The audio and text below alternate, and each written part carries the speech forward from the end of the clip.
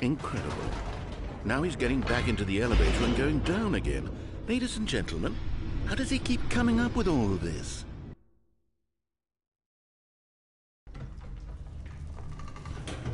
Surely this time Stanley will walk forward into the spooky corridor, won't he?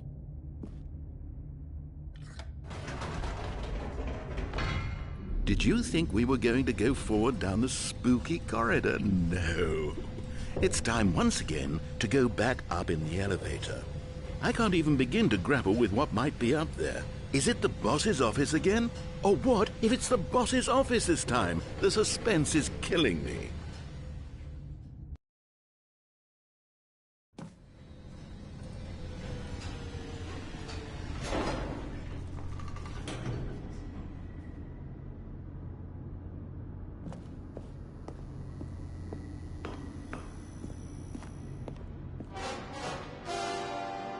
Oh my God, it's the boss's office. This absolutely changes everything for me. Give me a time out here for a minute while I process this.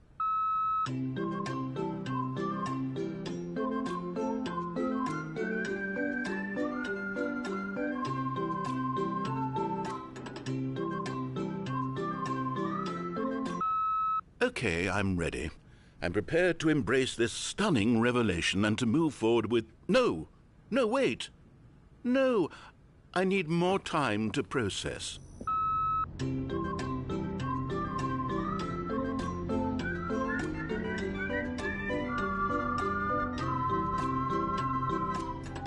No.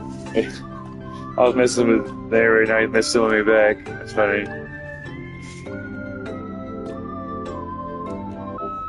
All right. I have fully come to terms with it. I have made space in my worldview for this astonishing new reality. As before, I turn to your expert eye for gripping narrative, Master Stanley.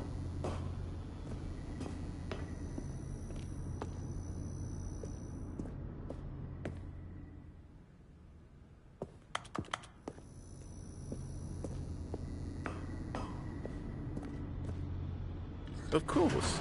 Going back down in the elevator. How did I not anticipate it?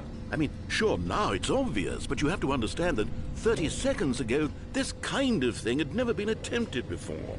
I had no frame of reference to even anticipate it. That's just how revelatory Stanley's decision-making is. A breath of fresh air in a landscape of storytelling that has grown stale and repetitive.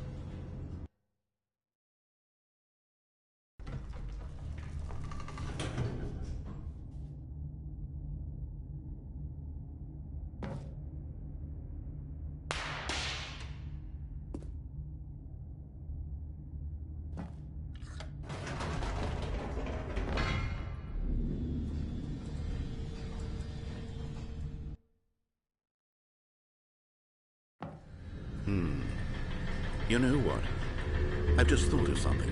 Hold on, let's stop for a moment. Don't you realize? It's the anticipation, Stanley.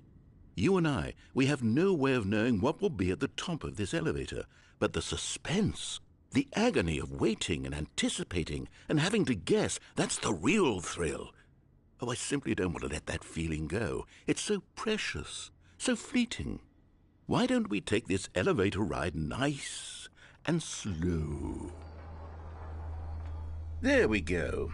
Isn't this so much more exciting? You know, Stanley, it seems like nowadays the only thing that audiences want is to be shocked as loudly and frequently as possible. They want big, explosive moments flung right in their faces from the very moment that things get started.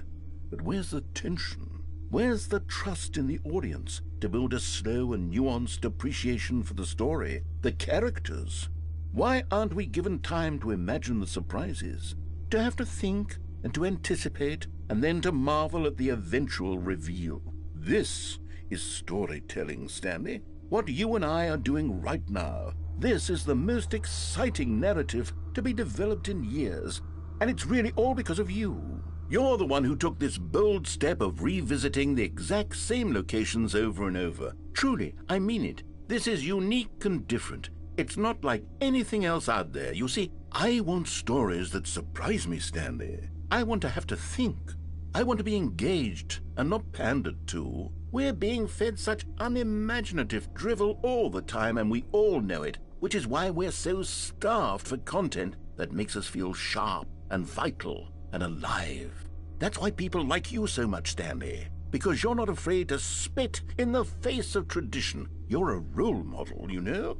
People look up to you. Which is why, oh, I didn't know when to spring this on you, but, well, I've gathered a little press conference for you, so that you can talk about your work and your storytelling and your life.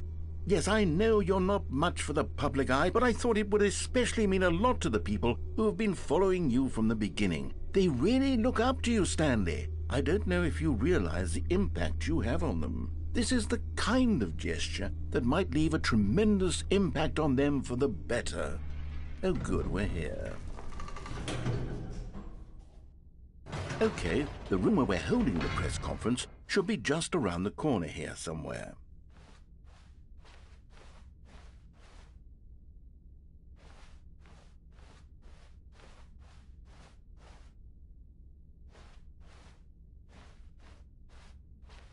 Ah, yes, here it is, just through this door.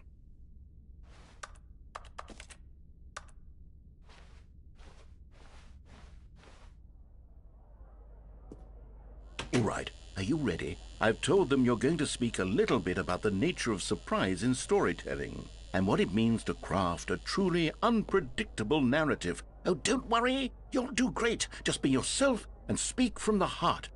I'm really proud of you, Stanley. Okay, it looks like they're ready for you. Go get 'em.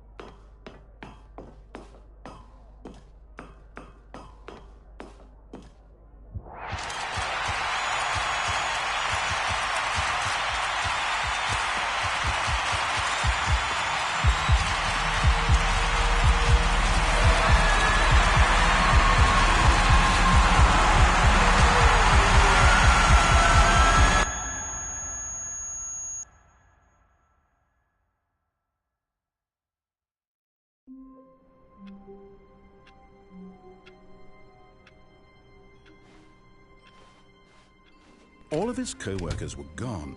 What could it mean? Stanley decided to go to the meeting room. Perhaps he had simply missed a memo.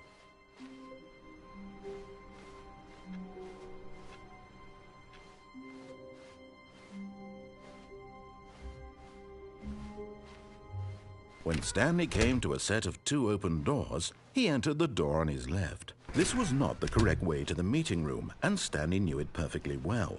Perhaps he wanted to stop by the employee lounge first, just to admire it.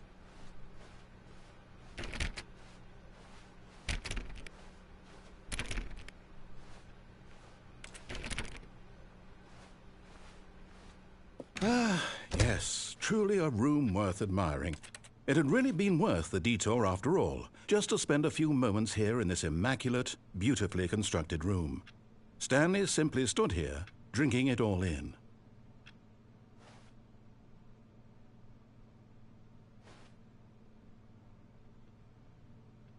Yes, really, really worth it being here in the room. A room so utterly captivating that even though all your co-workers have mysteriously vanished, here you sit looking at these chairs and some paintings. Really worth it.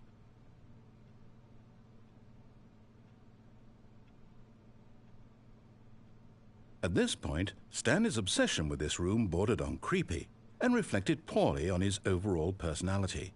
It's possible that this is why everyone left.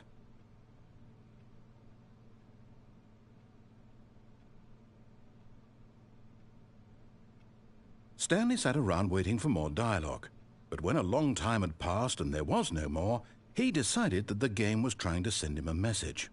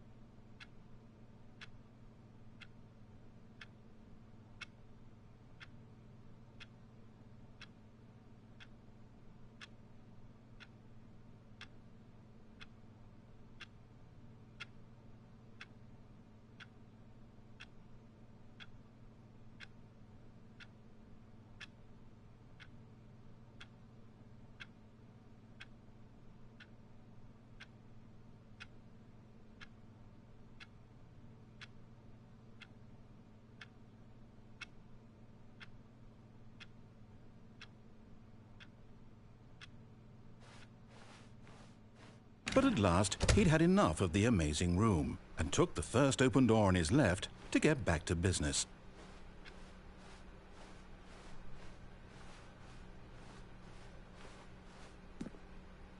Stanley was so bad at following directions, it's incredible he wasn't fired years ago.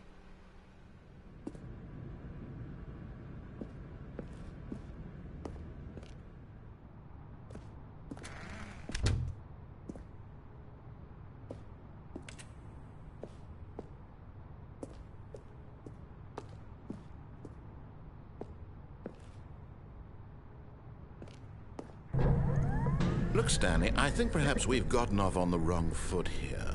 I'm not your enemy, really, I'm not. I realize that investing your trust in someone else can be difficult, but the fact is that the story has been about nothing but you all this time.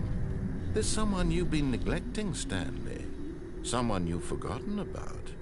Please, stop trying to make every decision by yourself. Now, I'm not asking for me, I'm asking for her.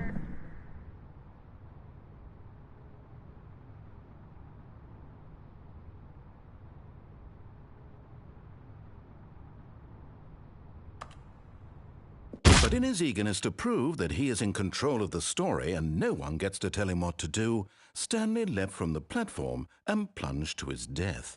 Good job, Stanley. Everyone thinks you are very powerful.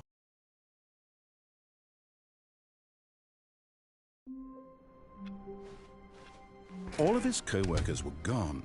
What could it mean? Stanley decided to go to the meeting room. Perhaps he had simply missed a memo.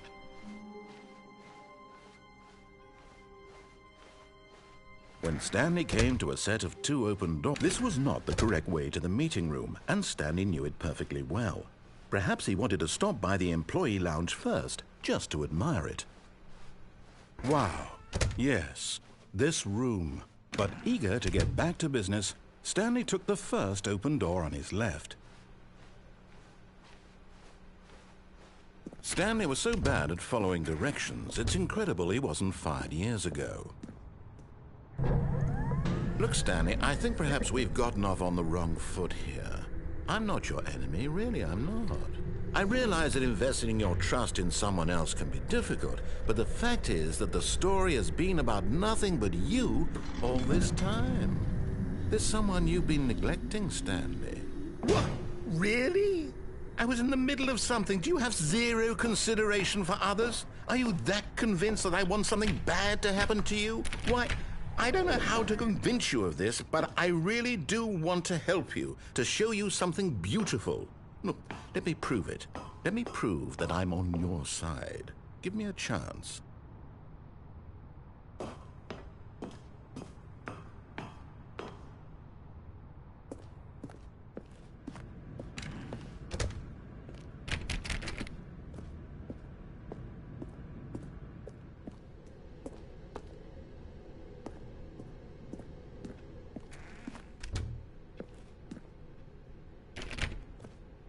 Now listen carefully, this is important.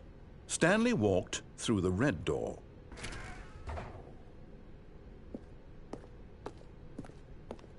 Aha, perhaps you misunderstood.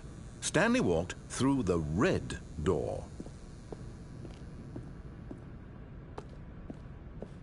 I still don't think we're communicating properly.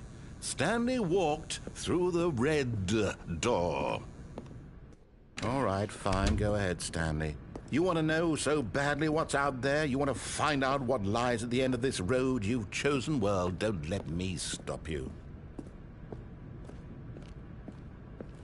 You see? There's nothing here. I haven't even finished building this section of the map because you were never supposed to be here in the first place. Broken rooms, exposed developer textures. Is this what you had wanted? Was it worth ruining the entire story I had written out specifically for you? Do you not think I put a lot of time into that? Because I did. And in the end, it was all for nothing. Because this is what you wanted to see. Help me here, Stanley. Help elucidate these strange and unknowable desires of yours. What would have made this game better?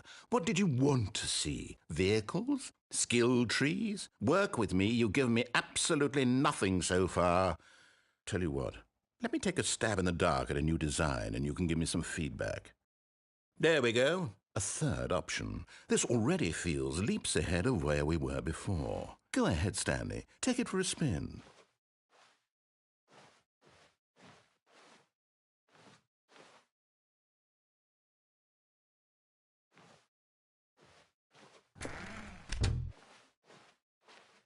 Okay, I'm going to stop you there. Now, tell me about your experience with this new version. Would you say that the game benefited from allowing you more choices?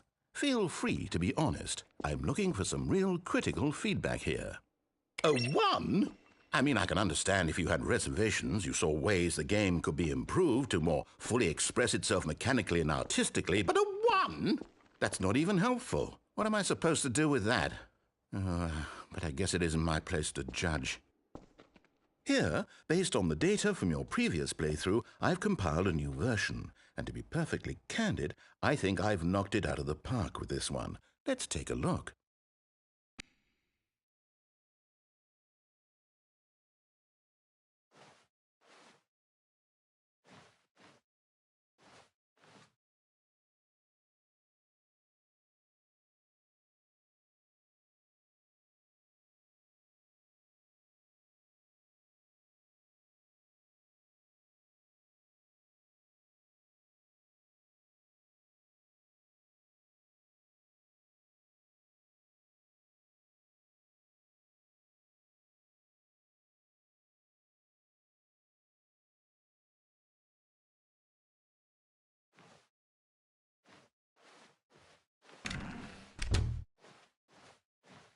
Now, would you say that competitive leaderboard helped you feel motivated to keep walking through doors? Again, honest answers, please.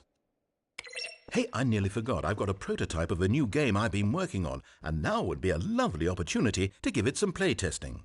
You wouldn't mind taking a look at it, would you? Perfect. Let me boot it up. In this game, the baby crawls left towards danger. You click the button to move him back to the right, and if he reaches the fire, you fail. It's a very meaningful game, all about the desperation and tedium of endlessly confronting the demands of family life. I think the art world will really take notice. But of course, the message of the game only becomes clear once you've been playing it for about 4 hours. So why don't you give it 4 hours of play to make sure it's effective? Be sure to keep notes on your experience.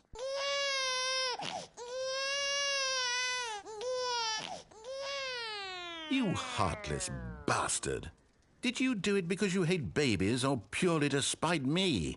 Because if it's the latter, well, I don't know what to do. I'm completely out of ideas. I can't think of a single thing that might improve the experience for me. I'm not even going to try. I'm out. I'm done. It's over. Thank you for playing. Your input was extremely valuable. Oh, hey, since my game was so awful, why don't we play someone else's game, just to ease the pain? Let's see. What do we have here? Yes, this seems like it'll work. Let's give it a shot.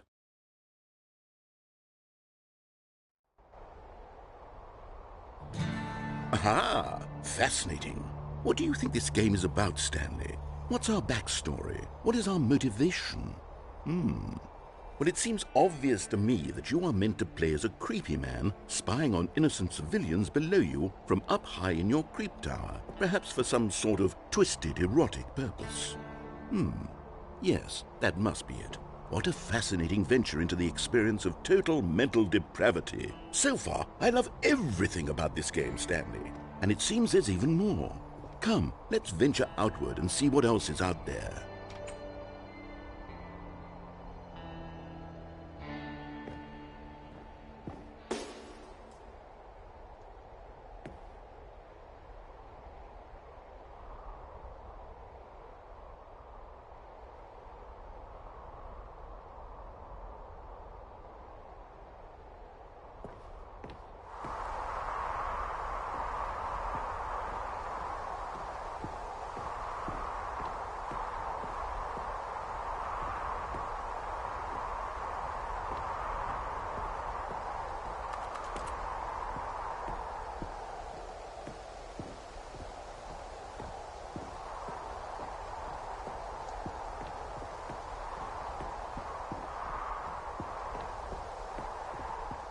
Oh, no. No, it can't be.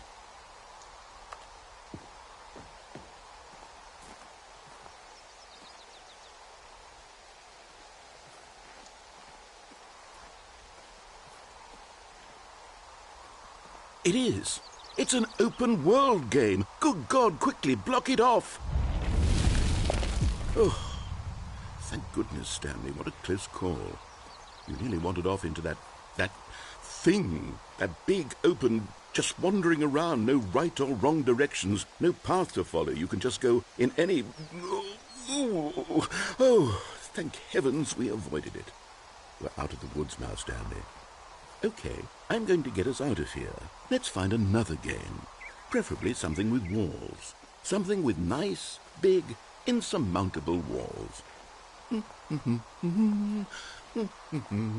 Okay, I think this will be just the thing.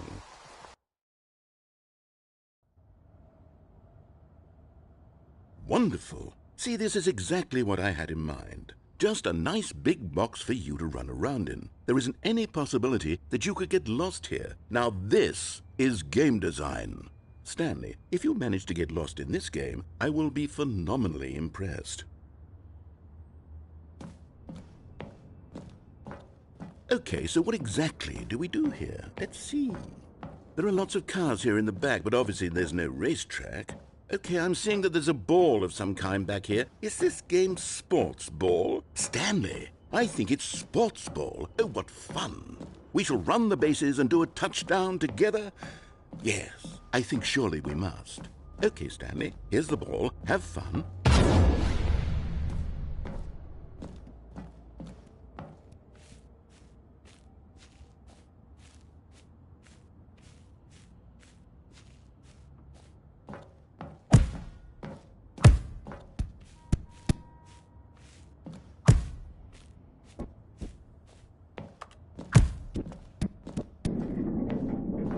Are you doing it? Are you winning? Is this fun? Is it better than my miserable little story that I worked so hard on? Stanley, I have a thought. And I realize I'm not a sportsologist, but if one ball generates a certain... Hold on. What are you doing?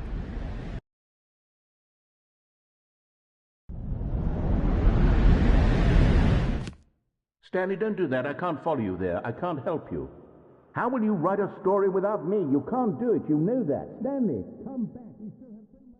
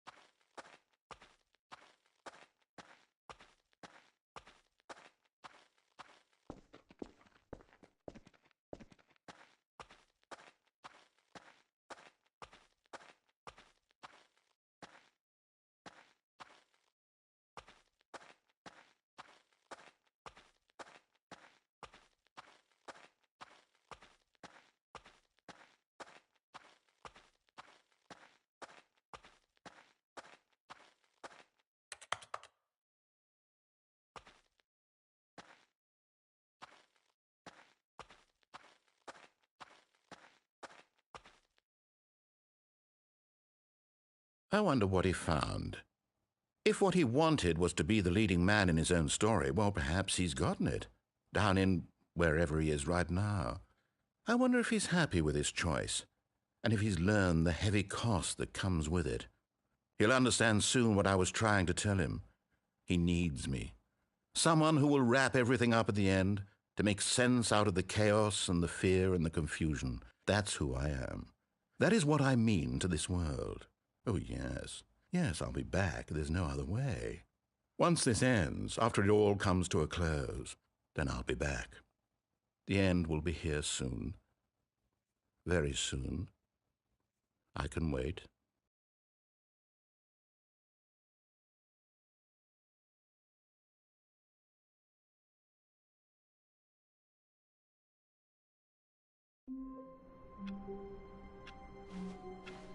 All of his co-workers were gone. What could it mean? Stanley decided to go to the meeting room. Perhaps he had simply missed a memo.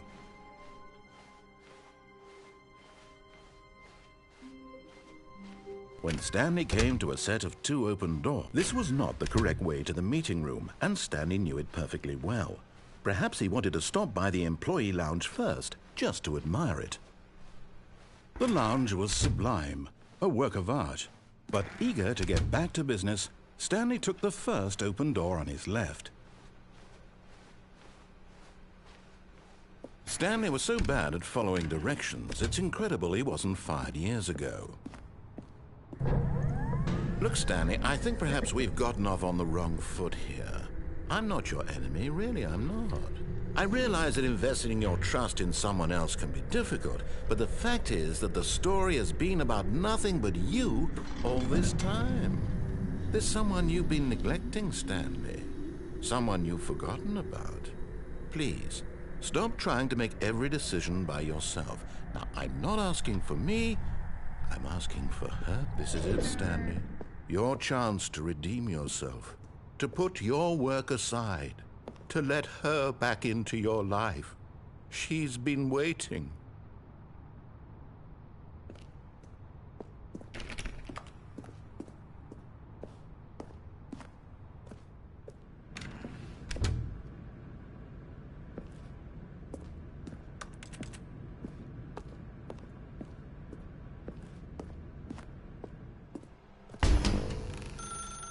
That's her, Stanley.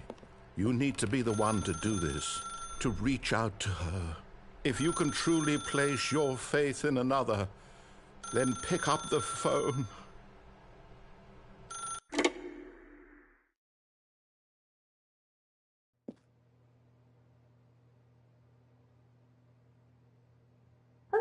is that you? Hold on, sweetie. Sorry to keep you waiting. I'm just pulling the bread out of the oven. All right. Okay, there we go. All right, now, I want you to come in and tell me all about your day. Gotcha! Oh, come on. Did you actually think you had a loving wife who'd want to commit their life to you? I'm trying to make a point here, Stanley. I'm trying to get you to see something. Come inside. Let me show you what's really going on here.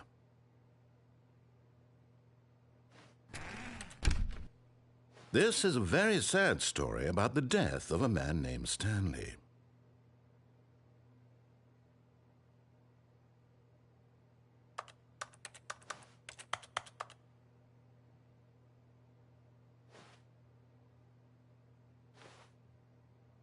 Stanley is quite a boring fellow.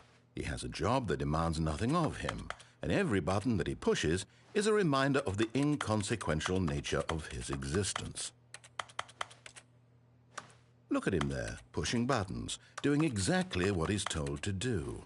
Now he's pushing a button. Now he's eating lunch.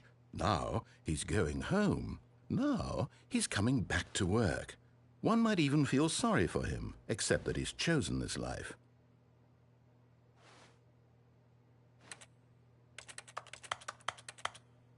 But in his mind, he can go on fantastic adventures. From behind his desk, Stanley dreamed of wild expeditions into the unknown, fantastic discoveries of new lands. It was wonderful, and each day that he returned to work was a reminder that none of it would ever happen to him. And so he began to fantasize about his own job. First, he imagined that one day while at work, he stepped up from his desk to realize that all of his co-workers, his boss, everyone in the building had suddenly vanished off the face of the earth. The thought excited him terribly. So he went further. He imagined that he came to two open doors and that he could go through either. At last, choice. It barely even mattered what lay behind each door. The mere thought that his decisions would mean something was almost too wonderful to behold. As he wandered through this fantasy world, he began to fill it with many possible paths and destinations. Down one path lay an enormous round room with monitors and mind controls. And down another was a yellow line that weaved in many directions, and down another was a game with a baby. And he called it the Stanley Parable. It was such a wonderful fantasy, and so in his head he relived it again, and then again, and again, over and over, wishing beyond hope that it would never end, that he might always feel this free. Surely there's an answer down some new path, mustn't there be? Perhaps if he played just one more time. But there is no answer. How could there possibly be? In reality, all he's doing is pushing the same buttons he always has. Nothing has changed. The longer he spends here, the more invested he gets, the more he forgets which life is the real one. And I'm trying to tell him this, that in this world he can never be anything but an observer, that as long as he remains here, he's slowly killing himself. But he won't listen to me. He won't stop. Here, watch this. Stanley, the next time the screen asks you to push a button, do not do it. You see? Can he just not hear me? How can I tell him in a way that he'll understand that every second he remains here, he's electing to kill himself? How can I get him to see what I see? How can I make him look at himself?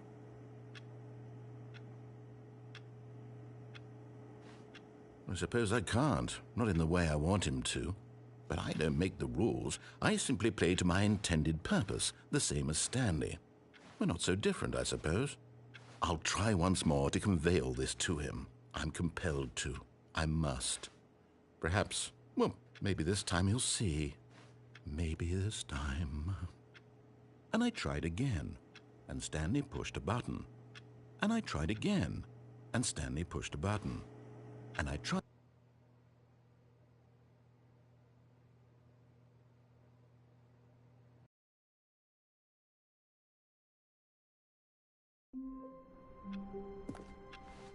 Stanley knew the office layout like the back of his hand.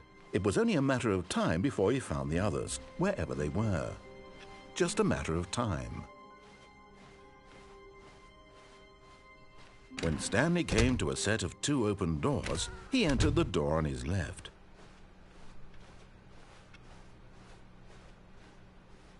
Yet there was not a single person here either. Feeling a wave of disbelief, Stanley decided to go up to his boss's office, hoping he might find an answer there.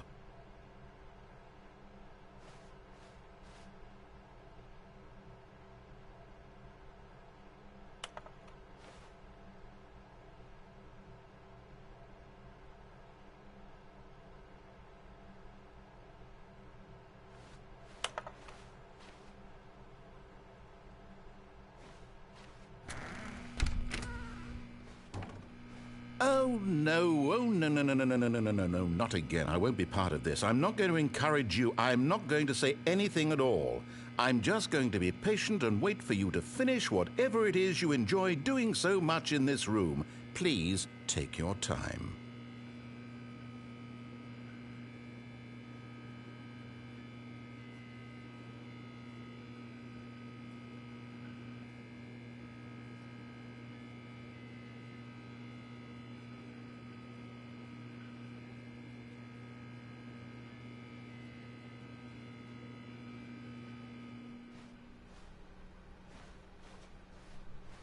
Coming to a staircase, Stanley walked upstairs to his boss's office.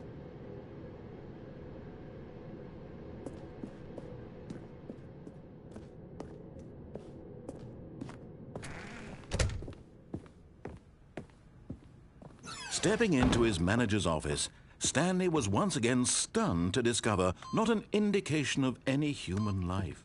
What could it mean? Stanley wondered aloud to nobody.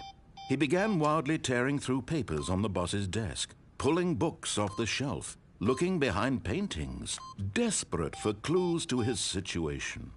But his attention was caught by a keypad behind the boss's desk. What could its purpose be? In fact, this keypad guarded the terrible secret that lay buried below his feet. And so the boss had assigned it an extra secret PIN number, 2845. But of course, Stanley couldn't possibly have known this. Yet incredibly, by simply pushing random buttons on the keypad, Stanley happened to input the correct code by sheer luck. Amazing. He stepped into the newly opened passageway.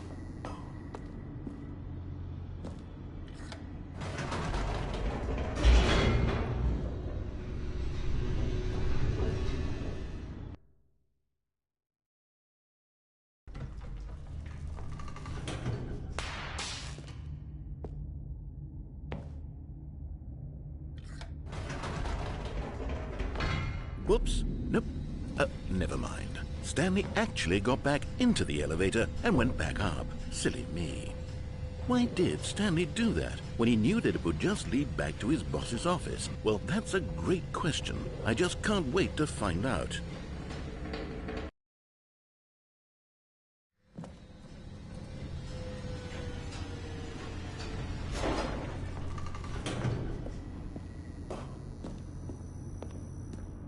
Here we are, Stanley. It's your boss's office. Exactly the way it was before you got onto the elevator. It's still just exactly what it is. What a decision you've made to come up here and look at the office again. This has fleshed out the plot of the story in new and fascinating ways I could have never anticipated. It's that keen eye for storytelling that you have, an incisive rapid fire of critical plot points, one after the other, weaving a rich tapestry of uncompromising narrative. Wow! I'm bolted to the edge of my seat. Incredible. Now he's getting back into the elevator and going down again. Ladies and gentlemen, how does he keep coming up with all of this?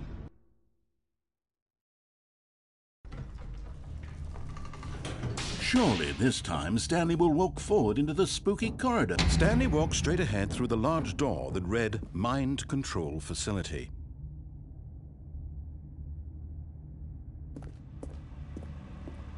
Although this passageway had the word escape written on it, The truth was that at the end of this hall, Stanley would meet his violent death. The door behind him was not shut. Stanley still had every opportunity to turn around and get back on track. At this point, Stanley was making a conscious, concerted effort to walk forward and willingly confront his death.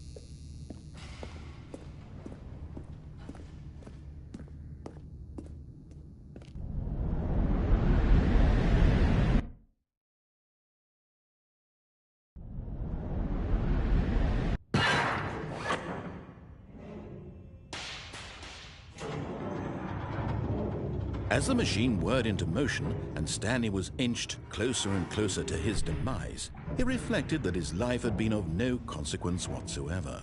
Stanley can't see the bigger picture. He doesn't know the real story, trapped forever in his narrow vision of what this world is. Perhaps his death was of no great loss, like plucking the eyeballs from a blind man. And so he resigned and willingly accepted this violent end to his brief and shallow life.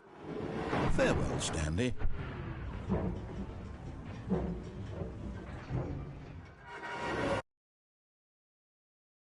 Farewell, Stanley, cried the narrator, as Stanley was led helplessly into the enormous metal jaws. In a single visceral instant, Stanley was obliterated as the machine crushed every bone in his body, killing him instantly.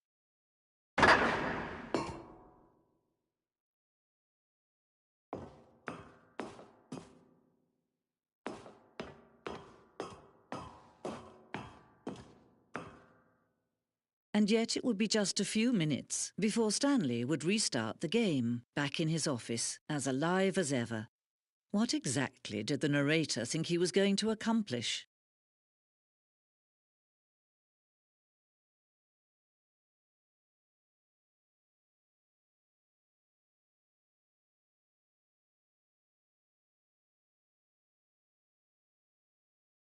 When every path you can walk has been created for you long in advance, death becomes meaningless, making life the same. Do you see now? Do you see that Stanley was already dead from the moment he hit start?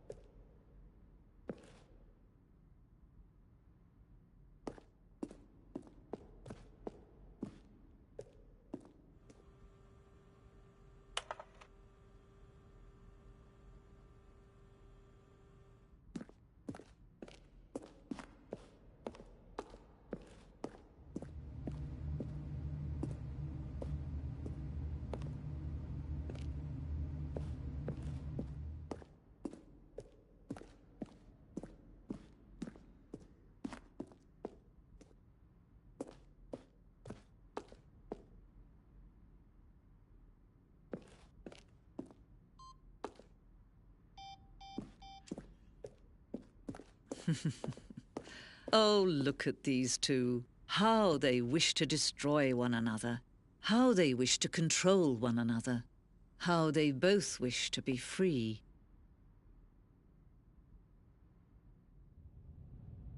Can you see? Can you see how much they need one another? No, perhaps not. Sometimes these things cannot be seen. But listen to me. You can still save these two. You can stop the program before they both fail. Turn off your PlayStation. There's no other way to beat this game. As long as you move forward, you'll be walking someone else's path. Stop now and it'll be your only true choice. Whatever you do, choose it. Don't let time choose for you. Don't let...